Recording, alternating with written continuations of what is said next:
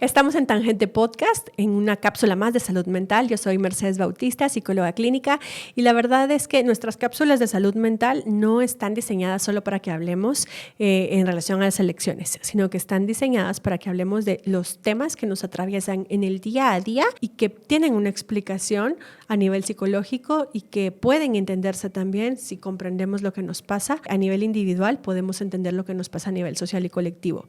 La verdad es que yo, además de ser psicóloga, soy docente universitaria y en los últimos 2 semestres especialmente he visto con preocupación desde la evidencia anecdótica, y aquí me gustaría saber qué han visto ustedes en estos últimos meses, en estos últimos años con la población joven, porque como evidencia anecdótica a mí me mueve muchísimo ver cómo los comentarios, las interacciones y los argumentos de la población joven que yo atiendo, que es más o menos entre los 17 y los 19 años, con respecto al tema de violencia de género y violencia contra la mujer, ha habido un leve retroceso en lo que antes llamábamos violencia. Pareciera que ahora no me atrevería a decir que es más permisivo el tema, porque sería un postulado muy duro, pero sí me atrevo a decir que hay más temor para nombrar lo que es violencia y lo que no es violencia, y que hay una tendencia, al menos en los últimos 2 ciclos que he tenido la posibilidad de estar con jóvenes, a culpar a la víctima o incluso a interpelar a la víctima de violencia de género en una relación de pareja estable. A eso me refiero. Y por eso es que he decidido que esta cápsula la quiero usar para que hablemos un poco de cómo funciona la mente de una persona que ha sido y que está siendo víctima de violencia contra la mujer dentro de una relación de pareja aparentemente estable. Primero, parte de los comentarios que usualmente salen de frente todo el tiempo son: yo nunca me dejaría que me pegaran. A mí me pegan y a la primera me voy. Yo no puedo entender cómo las mujeres regresan después de que han ido a denunciar al Ministerio Público que son víctimas de violencia. Y la verdad es que si no entendemos lo que le pasa a la mente de una persona sobreviviente o víctima de violencia contra la mujer, es difícil comprender el mecanismo. Para que una persona llegue a ser víctima de violencia contra la mujer, han pasado de violencia visible, porque esa es la que usualmente llegamos a condenar, lamentablemente. Han pasado muchos meses, años, incluso décadas de degradación psicológica en esa persona. El que una persona decida quedarse a pesar de que es violentada físicamente y su vida corre riesgo, a pesar de que es abusada sexualmente y su vida corre riesgo, no pasa de la noche a la mañana. Es ahí en donde hay un instrumento muy interesante que surgió en México, si no estoy mal, sí, con el Instituto Politécnico de México, la Unidad Politécnica de Gestión con Perspectiva de Género en 2009, ya hace 14 años, ideó un instrumento a través de una investigación que hicieron sobre la violencia contra la mujer, y a este instrumento le llamó violentómetro, porque había mucha dificultad para entender cómo un feminicidio llegaba a suceder sin entender el fenómeno previo. Entonces, este instrumento ayuda a entender un poco el fenómeno del ciclo de la violencia. Se habla mucho en la sociedad del ciclo de la violencia, pero difícilmente lo entendemos. Hagan de cuenta que el violentómetro es un termómetro en donde partimos desde las acciones aparentemente menos violentas, pero violentas, hasta acciones en donde la muerte, el asesinato, el feminicidio es una realidad.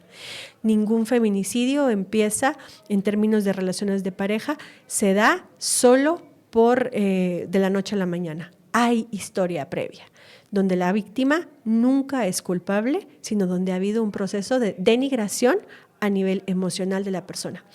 La violencia psicológica es violencia transversal en el tema de la violencia contra la mujer.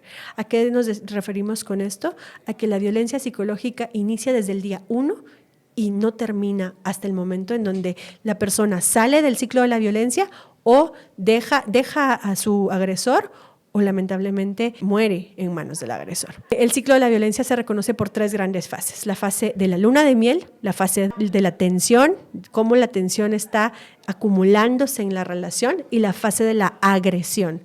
Esto se repite una y otra vez. Lo que nos dice el violentómetro, que es este termómetro de cómo la violencia crece desde acciones sutiles e invisibles, como los celos, como las microagresiones en términos de burla, el hacerle creer a la persona que está loca, el esconderle los objetos, el criticarle la manera en la que viste, el negarle posibilidades de tener vínculos con amigos o familia, el destruir objetos y demás, nos dice que estas tres fases del ciclo de la violencia se repiten una y otra vez, y que cada vez que se repite la fase, la violencia crece en el violentómetro.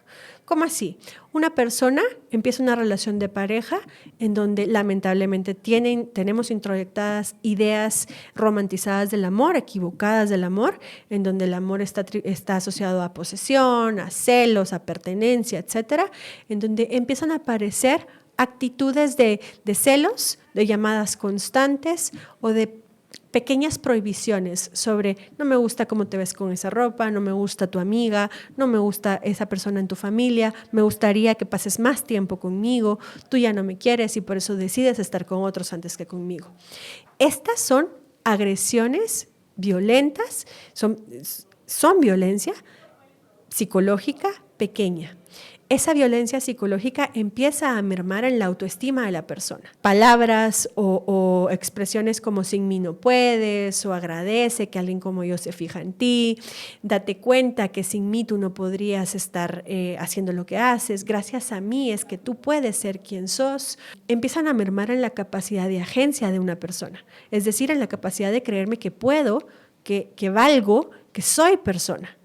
Y entonces, como el agresor se mete en la mente de la víctima, en donde le genera dependencia y le genera este miedo a vivir sin él, porque la vida sin él es imposible, el ciclo de la violencia empieza a aparecer. Hay una microagresión, la víctima y la persona agresora entran en un periodo de agresión directa. El agresor se arrepiente y por ende hay un momento de arrepentimiento claro en donde la víctima le perdona y dice, bueno, no va a volver a suceder. Hay un momento de luna de miel en donde toda la relación es perfecta nuevamente, es el hombre más amoroso, es la pareja más linda que he tenido en la vida, y la tensión empieza a acumularse hasta que vuelve a haber una agresión.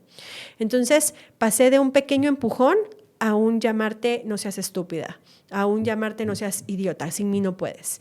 Y después de esas palabras, inmediatamente otra vez la luna de miel.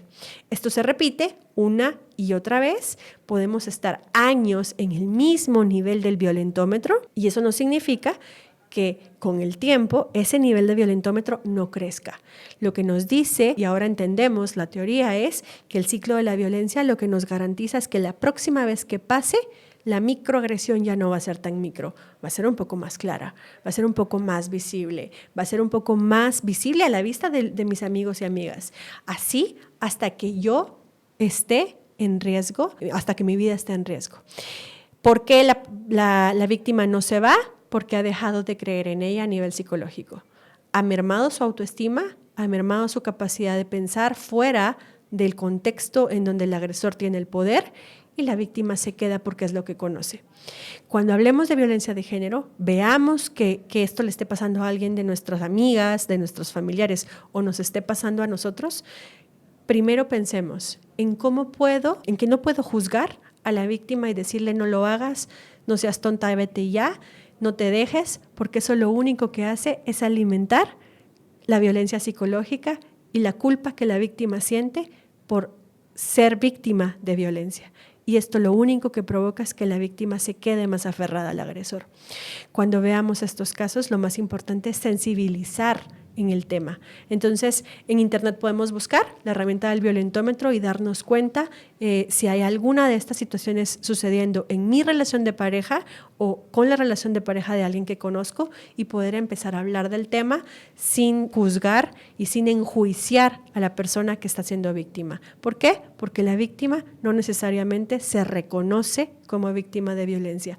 Cree que esto lo merece, y si cree que esto lo merece, no hay forma de salir de ahí. Vamos a seguir hablando del tema, y creo que podemos luego tener entrevistas sobre cómo salir del ciclo de la violencia, así que no se pierdan las cápsulas de salud mental en Más de Tangente Podcast.